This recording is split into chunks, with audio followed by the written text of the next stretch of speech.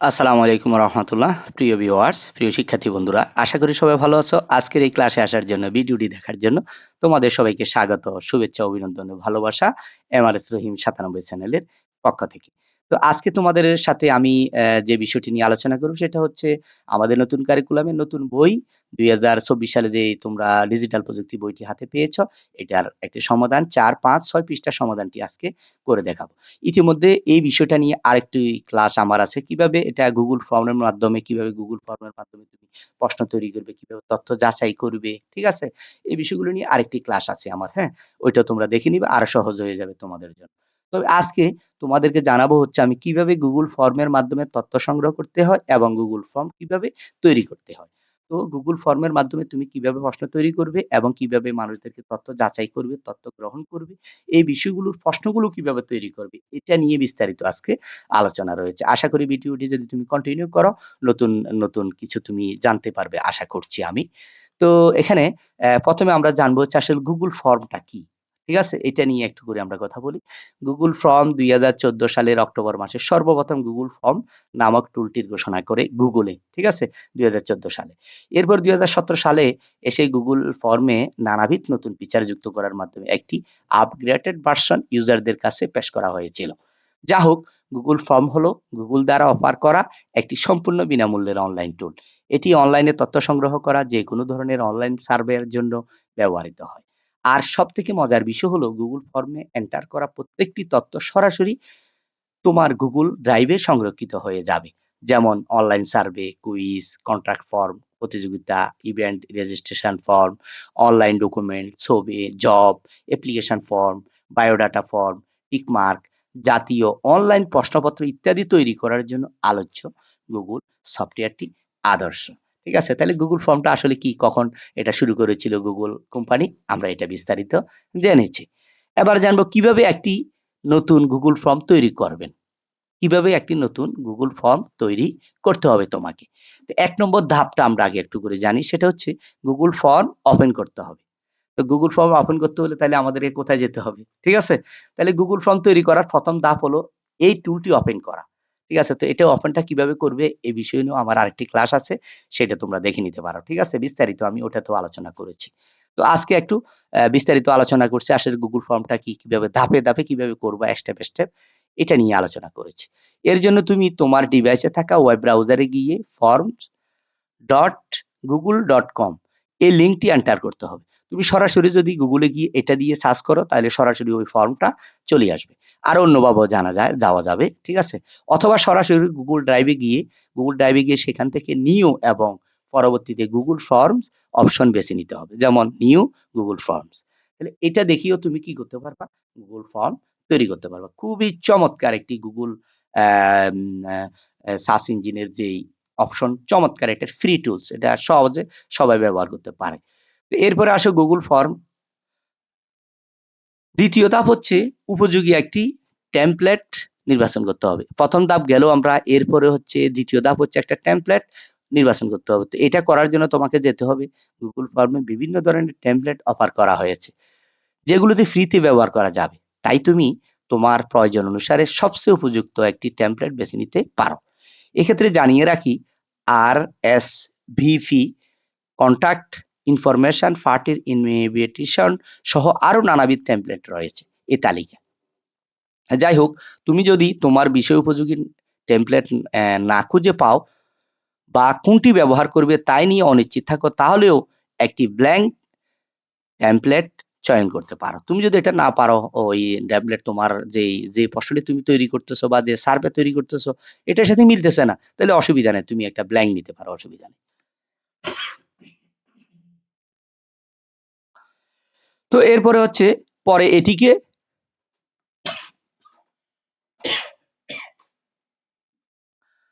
Sorry customise করে নিতে পারো।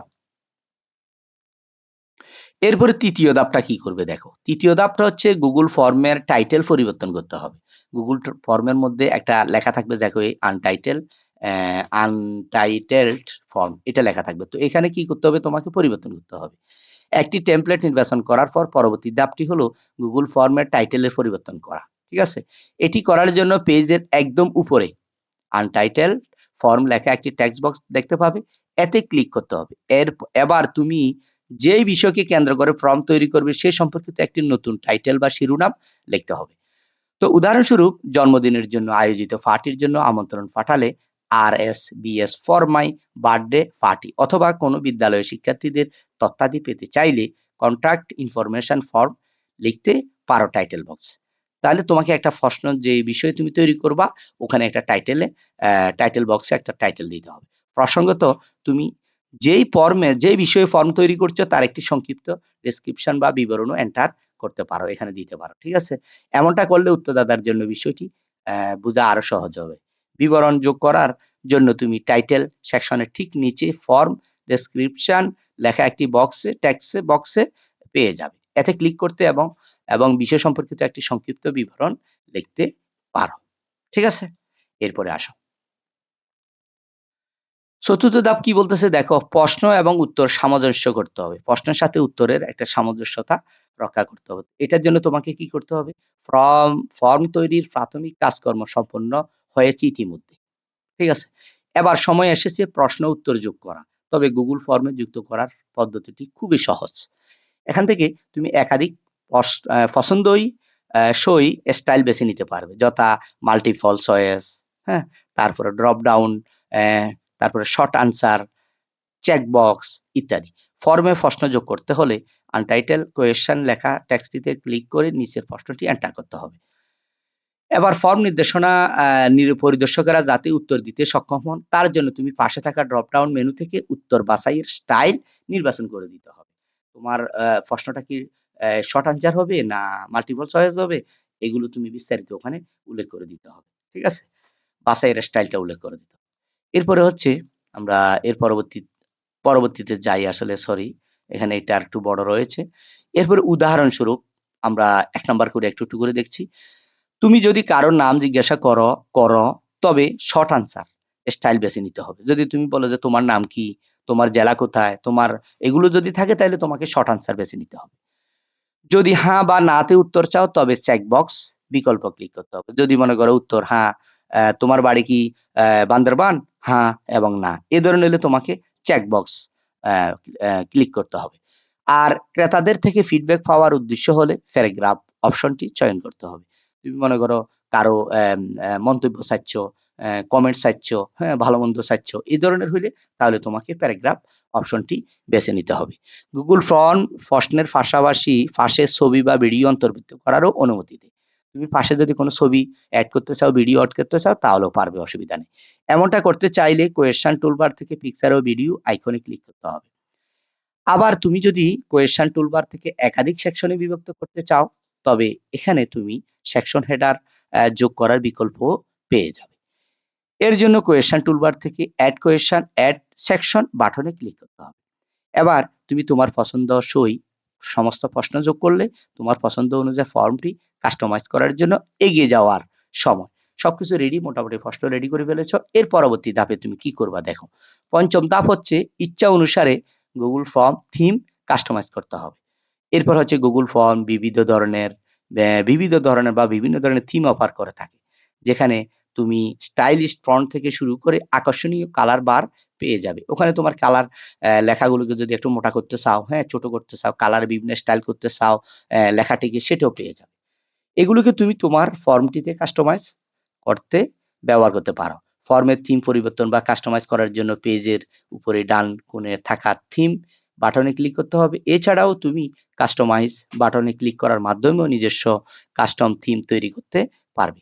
এখানে তোমাকে ফর্মের রং, তারপর ফন্ট, ব্যাকগ্রাউন্ড পরিবর্তন করার বিকল্প দেওয়া হবে।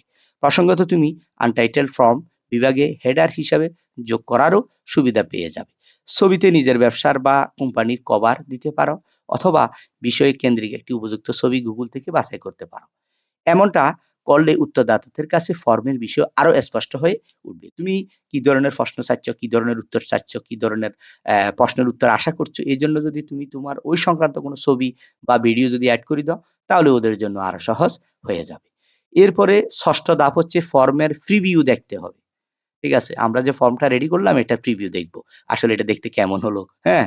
তারপরে হচ্ছে তোমরা হয়তো দেখে থাকবে যেকোনো অ্যাপ বা প্রোডাক্ট পাবলিক করার আগে একটি ডেমো টেস্ট রান করা হয়। তেমনি তুমি নিজের তৈরি ফর্মটি সকলের সাথে শেয়ার করার আগে প্রিভিউ করে দেখে নিতে পারো। এক্ষেত্রে গুগল ফর্ম বিকল্পটি পেজের একদম উপরে ডান কোণে অবস্থিত। এ বাটন ক্লিক করো। এরপর একটি নতুন ট্যাবে তোমার ফর্ম খুলবে। এখানে তুমি প্রত্যেকটি সেকশন বা বাটন যথাযথভাবে কাজ করছে কিনা তা নিশ্চিত করার জন্য অন্তর্ভুক্ত প্রতিটি কোয়েশ্চেন সেকশন চেক করে দেখতে পারবে। তো তুমি যদি তোমার ফর্মটির ডেমো দেখে সন্তুষ্ট হবে তবে এটি এবার সেন্ড বা শেয়ার করার প্রক্রিয়ার দিকে এগিয়ে যাওয়ার সময় এসেছে। তাইলে আমরা জানলাম ৬ষ্ঠ।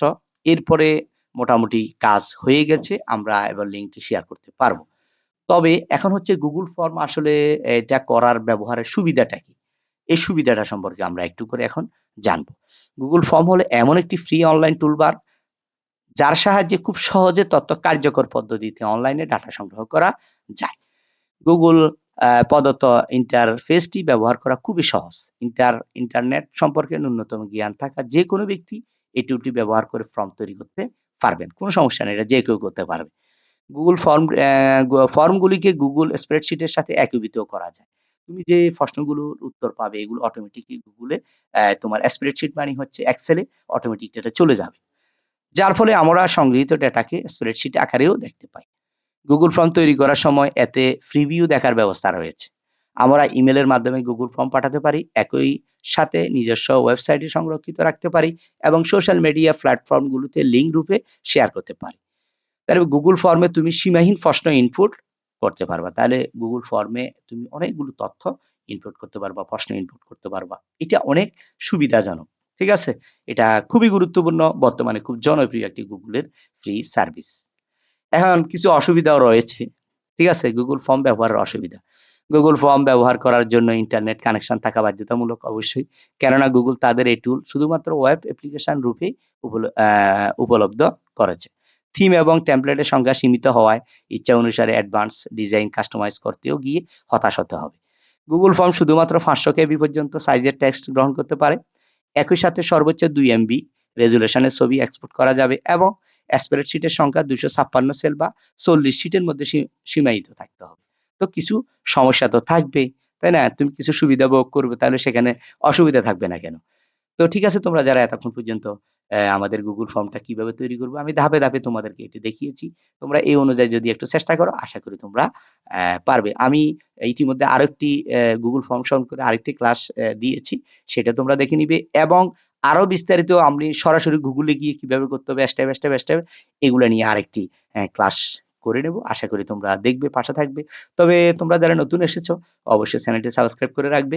পাশে থাকা বেল আইকনে ক্লিক করে রাখবে। নতুন, নতুন ভিডিওগুলোর লিঙ্ক, নতুন ভিডিওগুলোর মেসেজ তোমার কাছে খুব সহজে চলে যাবে। সবাই ভালো থাকো, সুস্থ থাকো। আসসালামু আলাইকুম ওয়া রাহমাতুল্লাহ।